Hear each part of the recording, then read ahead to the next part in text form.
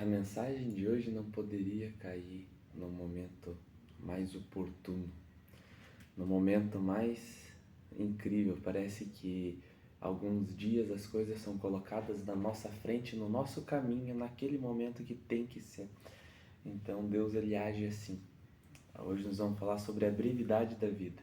Em 2 Timóteo 3, ele fala ali, Paulo fala a Timóteo sobre os problemas, as dificuldades que vão enfrentar, sobre o retorno de Jesus e os perigos dos últimos dias, assim como também ele mostra o exemplo da sua vida, que foi perseguido e mesmo com todas as perseguições, com todas as prisões, com todos os problemas, ele se manteve firme na palavra, porque a palavra ela é o que faz a gente suportar tudo mais fácil. Também temos em Salmos 90:12, ensina-nos a contar os nossos dias para que o nosso coração alcance a sabedoria. E mais um pedacinho aqui, a vida é breve, aproveite-a com sabedoria.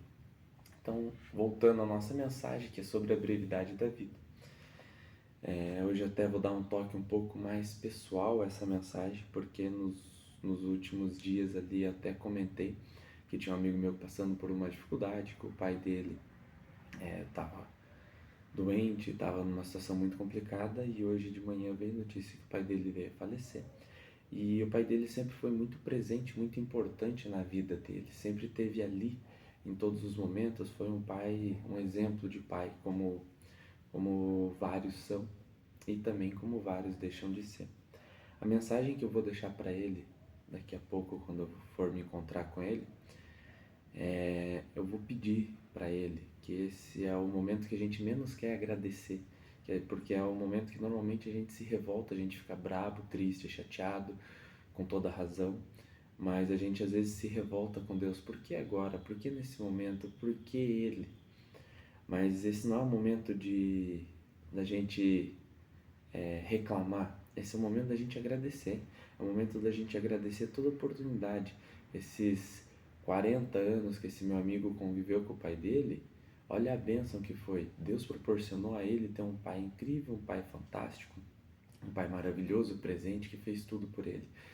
Enquanto muitos outros não têm a figura do pai, às vezes o pai abandona, às vezes o pai é alcoólatra, às vezes o pai bate no filho, que nem o próprio autor do livro Café com Deus Pai, que o pai era um alcoólatra, um pai horrível. Então esse meu amigo ele teve o prazer e a maravilha de ter um pai presente. E a segunda mensagem que eu vou querer deixar para ele hoje, que ele também tem o filho dele, e que ele seja para o filho dele o que o pai dele foi para ele, que ele seja aquele exemplo, que ele seja aquele motivador, porque o pai dele vive nos atos dele. Então, que ele traga os seus atos através do que ele aprendeu com o pai dele, ele transmita ao seu filho, porque através dos seus atos, o que o pai dele fez por ele, ele fará pelo filho dele, e o filho dele será um bom pai também. E isso vai reverberar por toda aquela descendência dele. Então vou deixar essa mensagem para ele, que hoje é um dia de agradecer. Agradecer os momentos felizes que tiveram, agradecer as bênçãos que eles tiveram juntos e pensar no futuro e reverberar isso para o filho dele ser um pai fantástico, para o filho dele também ser um pai fantástico, e assim ir transformando as gerações para baixo. Hoje é um dia de agradecer e lembrar de todos aqueles momentos, porque a nossa vida ela é assim muito breve, e a gente tem que entender que se nós vivermos a nossa vida com intencionalidade, nós vivermos a nossa vida sempre com o pensamento em fazer o bem, em ter intencionalidade em tudo que a gente faz, a nossa vida ela tem sentido, e a gente para de temer tanto a nossa morte, a nossa passagem, porque a gente vê que a gente tem um propósito maior.